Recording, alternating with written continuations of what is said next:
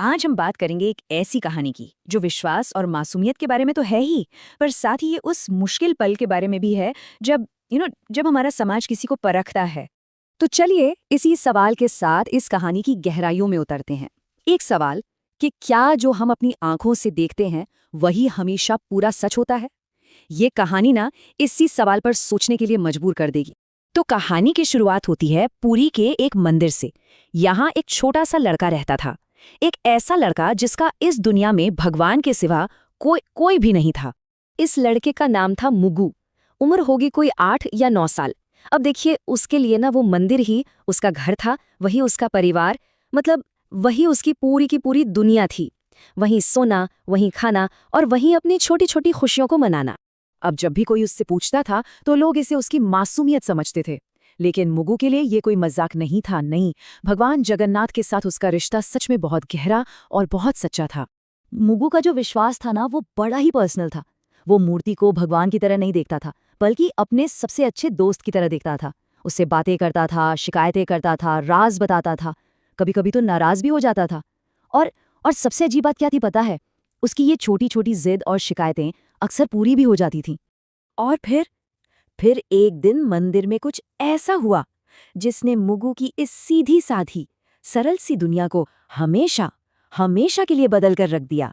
ये जो बेबस माँ थी, उसका बेटा अस्पताल में था और उसे एक बहुत जरूरी ऑपरेशन की जरूरत थी, लेकिन उसके पास पैसे नहीं थे। और मुग्गू मुग्गू बस चुपचाप उस माँ का दर्द देख रहा था। उसे और कुछ तो समझ नहीं आ रहा था, बस इतना पता था कि वो बच्चा भी उसी की उम्र का था। तो उस रात मंदिर के गहरे सन्नाटे में मुग्गू ने अपने दोस्त से पूछा कि क्या वो बच्चा मर जाएगा। और ठीक तभी उसे ऐसा लगा जैसे बहुत पास से किसी ने कहा हो। उसे एक आवाज सुनाई दी, मेरी मोतियों की माला ले जाओ। जैसे खुद भगवान ने ही उसे उस माँ की मदद करने का रास्ता दिखा दिया हो। लेकिन विश्वास से किया गया एक काम दुनिया की नजरों में एक जुर्म बनने वाला था। चलिए देखते हैं कि ये सब कैसे हुआ। तो हुआ ये कि अगली सुबह मंदिर में हड़कंप मच गया। पता चला कि भगवान का वो कीमती मोतियों का हार गायब है। कैमरे चेक किए गए, लेकिन कुछ नहीं मिला। और फिर एक आदमी ने कहा कि उसने रात में मुगु को देखा था। बस फिर क्या था, सारी की सारी उंगलियां उस मासूम बच्चे पर उठ गईं। मुग्गू ने तो अपनी पूरी मासूमियत से सच बता दिया।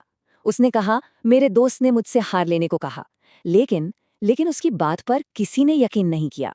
भीड़ के लिए तो वो बस एक चोर था। किसी ने ताना मारते हुए कहा भी, अरे भगवान बच्चों से चोरी नहीं करवाते। और विडंबना देखिए, ठीक उसी समय जब अंदर मुगु पर चोरी का इल्जाम लग रहा था, मंदिर के बाहर वही माँ खुशी खुशी सबको बता रही थी कि उसके बेटे का ऑपरेशन हो गया है। कैसे? क्योंकि किसी ने भगवान का हार बेचकर उसे पैसे दे दिए थे। लेकिन किसी ने भी इन दोनों बातों को एक साथ जोड़कर नहीं देखा। समाज का फैसला, खैर वो तो हो चुका था। मुगु को दोषी मान लिया गया और उसे मंदिर से, यानी उसके इकलौते घर से बाहर निकाल दिया गया। उसे बस पत्थर की सीढ़ियों पर बैठने के लिए कह दिया गया। अब मुगु तो बाहर था, लेकिन मंदिर के अंदर अब कुछ अजीब होना शुरू हो गया। कुछ ऐसी घटनाएं होने लगीं जिन्होंने धीरे धीरे लोगों के यकीन को हिलाना शुरू कर दिया। एक तरफ तो अस्पताल से खबर आई कि बच्चे की हालत में मानो कोई चमत्कार हो गया हो, तेजी से सुधार हो रहा था। और ठीक उसी समय मंदिर के अंदर भी अजीब चीजें हो रही थीं। अचानक से हवा तेज हो गई, मूर्ति के पास रखा फूल मुरझा गया, दिए की लौ अपने आप तेज हो गई।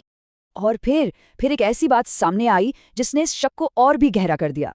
जब सुरक्षा कैमरों को दोबारा ठीक से जांचा गया तो पता चला कि ठीक जिस वक्त हार गायब हुआ था, उसी वक्त सारे कैमरे कुछ सेकंड के लिए अपने आप बंद हो गए थे। और टेक्नीशियन का कहना था कि ये कोई टेक्निकल खराबी नहीं थी। अब मुख्य पुजारी को भी यह एहसास होने लगा कि शायद उनसे कोई बहुत बड़ी गलती हो गई है।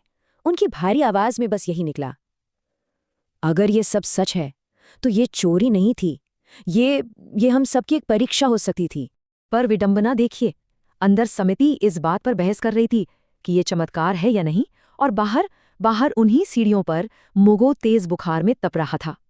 उन्होंने इंसानियत से पहले सच का पता लगाना जरूरी समझा।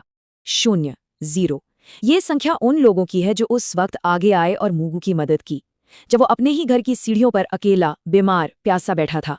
सैकड़ों की भीड़ में से एक भी इंसान ने उसे पानी तक के लिए नहीं पूछा। और जब तक लोगों को अपनी गलती का एहसास हुआ ना, तब तक बहुत देर हो चुकी थी। इंसानियत उस परीक्षा में बुरी तरह से फेल हो चुकी थी। अंदर बहस चलती रही, फैसले लिए जाते रहे, और जब आखिरकार एम्बुलेंस पहुंची और मदद उस तक पहुंची, तब तक बहुत देर हो चुकी थी। मुगु नहीं बच सका। और फिर अगली सुबह वो हुआ जिसने हर किसी के शक को हमेशा के लिए खत्म कर दिया। वही मोतियों का हार वापस मूर्ति के गले में था, और इस बार भी कैमरे में कुछ नहीं आया। मुख्य पुजारी ने मूर्ति को देखा और बस इतना ही कहा, ये हार वापस नहीं आया है, ये हमें वापस दिया गया है। मतलब वो समझ गए थे कि ये कोई चमत्कार नहीं था, ये एक सबक था। और अंत में मुर्गू की जेब से एक छोटी सी पर्ची मिली, जिसने जैसे पूरी कहानी का सार बता दिया हो। उस पर लिखा था, मेरे दोस्त ने कहा कि सही काम का इनाम हमेशा जिंदा रहना नहीं होता।